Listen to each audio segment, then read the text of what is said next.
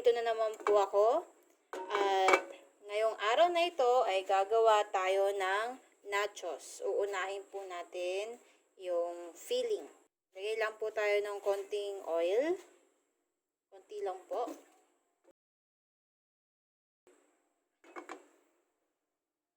Approximately 1 tablespoon. Kasi baka magmantika po ang ating baka. Tapos maglalagay po tayo ng kaunting butter. Tayo po ngayon ay maggigisa.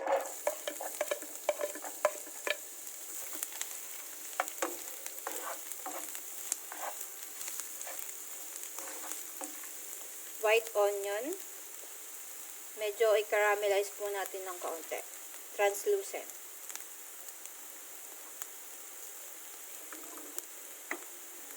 Approximately half cup.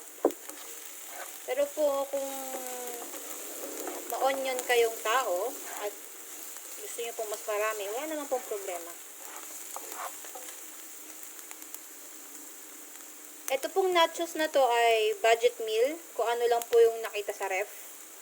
At pwede pong diskartehan. Yun ang gagawin natin. Madali lang kuhanin ng mga ingredients. Hindi kailangan ng mga herbs. Saktong pag nag-crave lang. Hindi po ganun kamahal. Ang mahal lang po is yung ground beef. Hintay lang po natin to mag-translucent. Then lalagay natin yung bawang. Ito po ay rough chop.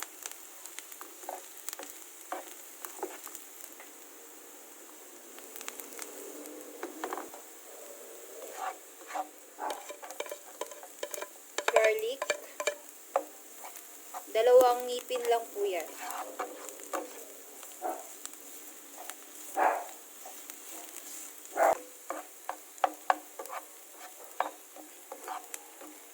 Lalagay na po natin yung butter. Konti lang naman po siya. Ayan. Siguro mga nasa 1 tablespoon po ito.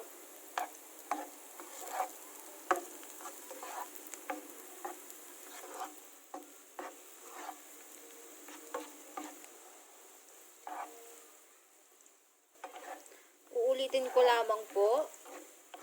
Ito po ay ayon sa inyong panglasa. Kung medyo nakaluwag-luwag po sa buhay, pwedeng madamihan ng butter. At yung po ang gusto niya okay lang naman po. Wala naman pong problema.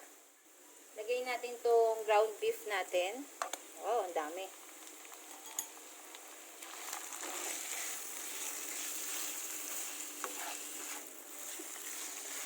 Kita niyo naman po, lutang na lutang yung ground beef.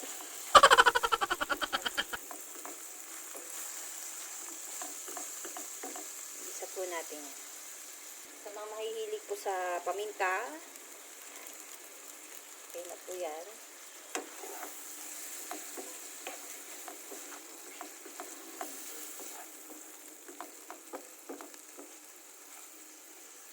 Lalagay po tayo ng liquid seasoning.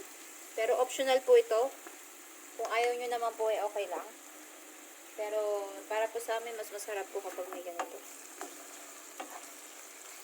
Siya nga pala yung nacho chips natin, yun yung mga nabibili lang sa grocery stores. Yung hindi naman ganun kamahalan. Pero pwede na. Lalo na po ngayon pandemic. Kailangan po natin dumiskarte ng kaunti. Lahat naman yan kayang iluto. Baka diskarte lang. Kung ano lang yung meron sa ref.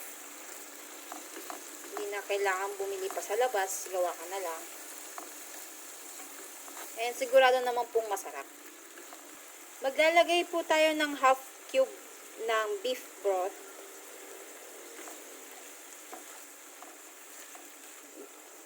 Ito na rin po yung magiging pang-alat.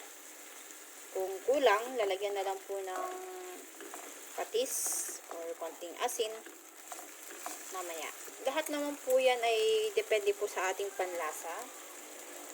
Iba-iba naman po ang ating panlasa kasi. Pagmamantikain lang po natin yung ground beef.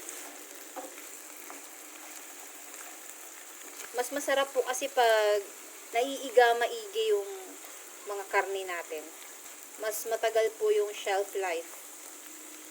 Especially po sa manok, pag nagtitinola, nag-aadobo, mas masarap po yung naiiga talaga. Yung nagmamantika.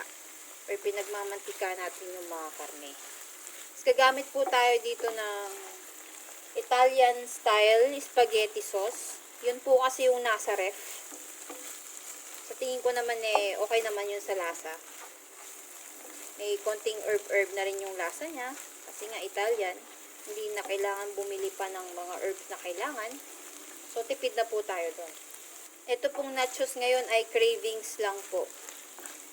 Cravings lang po namin. Kaya, biglaan ko ano lang po yung makita sa ref. Hindi po to social na nachos. Hindi tulad po ng nabibili nyo sa labas. Budget meal na social ang dating. Yan. Medyo brown na po. Konti pa.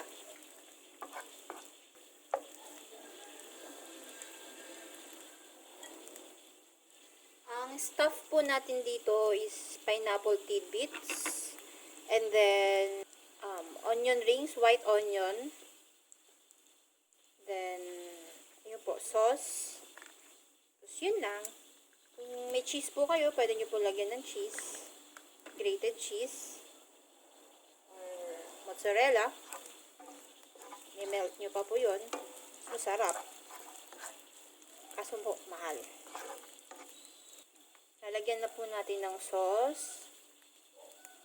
Mga nasa 150 grams po. Depende. Tingnan natin ako ilang grams.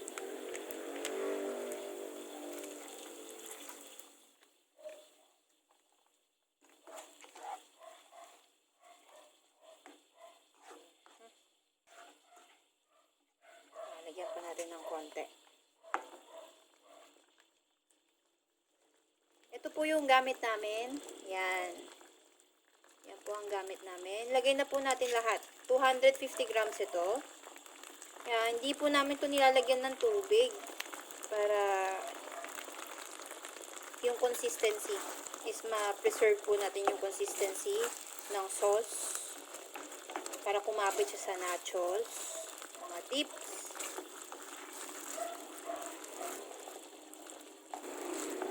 Lang po. Ito ida-dry lang po natin ng kaunti. Sabi, titikman po natin. Yes, tikiman time. Then adjust pag hindi nagustuhan. Adjust po tayo. Naglagay tayo ng paminta.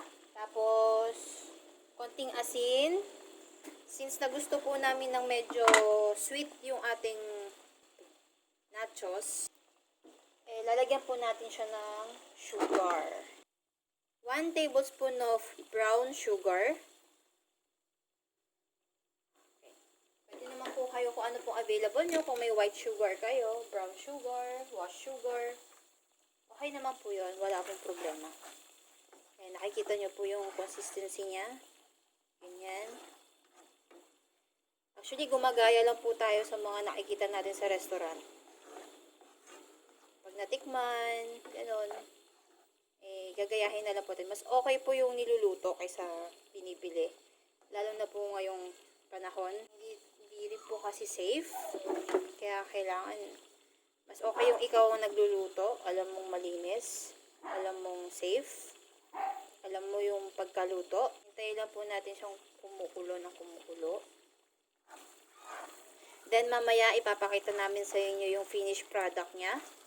Kung paano natin siya ipi-plating. Yan, kumukulo siya. Since nag-add tayo ng sugar tsaka ng paminta, titikim po tayo ulit. Good na. Good. Ganito lang po gumawa. Tapos kukunin natin yung nacho chips na nabili po sa groceries. Mga around 150 plus lang naman po yun. Malaki na. Or meron pong mas cheaper. Pwede naman po yun, walang problema. Basta't masarap po yung feeling, okay na po yung chips. Basta't malutong, carry na po yun. Guys, ito nga pala yung ating tortilla chips. Makikita nyo lang yun sa mga groceries. Ito lang po.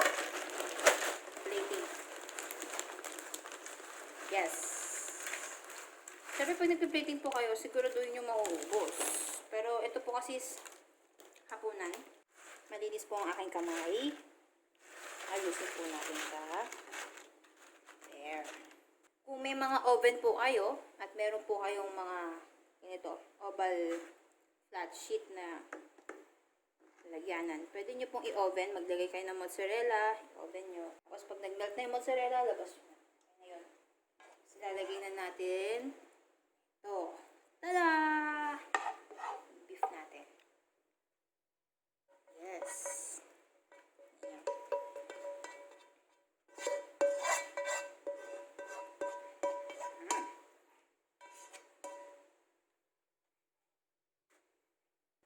Onion rings. Maliliit lang po, parang sangsak mo lang.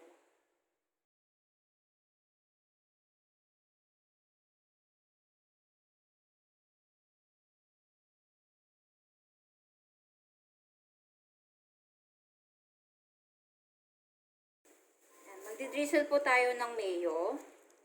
Pag walang mayo, okay lang naman po. Lagyan na lang ng hot sauce kung gusto ng spicy, kung medyo gusto ng medyo magandang presentation, lagyan ng mayo. Nag-drizzle po ako mayo. Then, pwede naman po mag-drizzle ulit ng ketchup. Depende naman po sa inyo kung anong meron sa ref. Masarap din po pag garlic yogurt sauce. This is it. Ito na po ang low budget nachos. Kung ano lang po available, yun lang po. Okay, salamat! Thank you sa panonood. Please like and share and subscribe Paradan TV. At meron pa po akong mga i-share sa inyong recipes na napapanahon. Okay. Pwede ka bang tikman? Sige, tikman mo. Dito si Paradan. Tikman ko lang. Tingnan natin yung kanyang hatol. Sarap! Sarap! Sarap kayo! Bye!